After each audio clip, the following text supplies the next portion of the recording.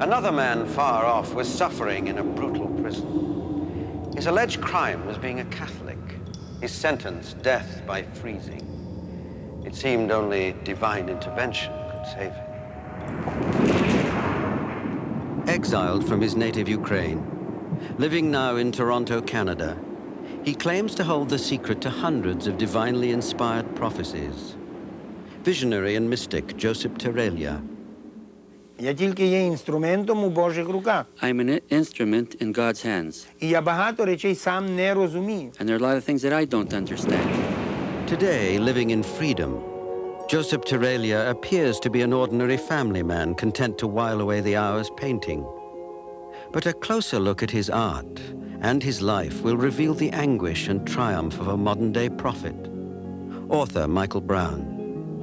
Josyp Terelya is a truly remarkable mystic, as well as a martyr. I mean, he never died, but he certainly suffered long and hard, 20 years in the Soviet prison system for being a Catholic activist in the dark, cold days of communism.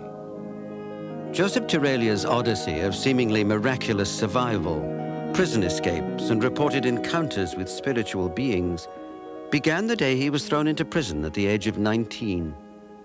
Dr. Roman Krutsky. The reason he was placed in prisons was because of the violation of the Soviet code prohibiting the practice of religion. In fact, all forms of religious activity were totally abolished. The churches were desecrated in many ways. In some cases, they used them as outhouses. They would convert some of them into museums. Hundreds and thousands were the priests and nuns who were actually executed for their religious activities. So it was a tremendously trying time. Trapped inside the monolithic Soviet prison system, Josyp had two roads to freedom: renounce his religion or escape. Josyp successfully escaped from Soviet prisons 9 times. He was relentless in finding his freedom. I think one of the greatest miracles of his life is the fact that this man was never executed. They never did kill him. They tried a couple times, and they certainly tortured him. He was put into cells there wasn't even enough room to move his knees when he sat down, cages that were cold. He was given only bread to eat. They found it very hard to physically control him. They repeatedly tried to break his spirit by physically damaging him. So his hands were broken 5 times. They tried to dispose of him by putting him into a room with several murderers who were armed with knives. They slit the veins in the back of the legs and just left him there. Fortunately, a guard saw this happening and he managed to get him out before he was dead. Eventually, Josyp Terelya's time ran out. Prison officials had had enough. They decided to kill Josyp by putting him in what they called a freeze cell. It was a cell where they piped in the cold, frigid Russian air. This is 100 miles northeast of Moscow. Мене посадили в камеру. They put me in the cell. They took away my coverings. It's hard to describe how cold it was. My eyebrows became heavy. The ends of my hair began to hurt. At one point, he got up so he could get his head near this light bulb that was hanging from the ceiling for the warmth, because everything was so cold. По решітці внутрішній, щоб погріти біля лампочки голову.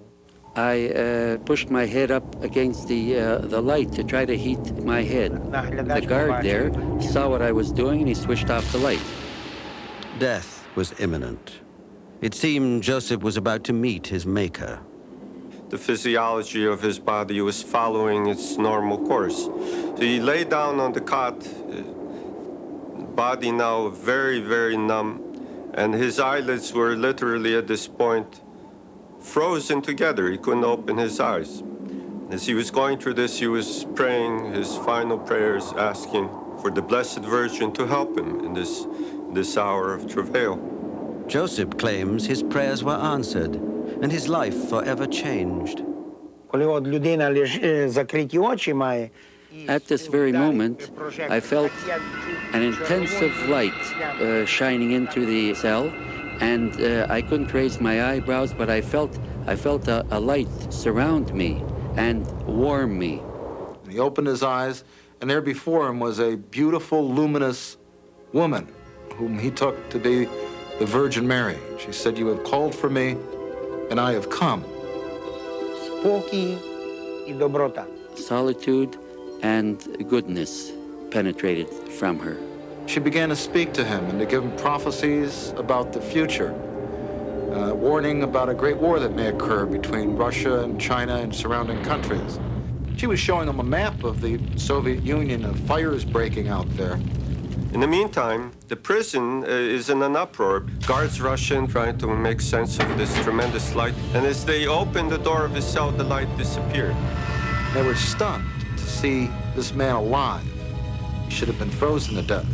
They were equally stunned to feel the warmth, the heat in that cell.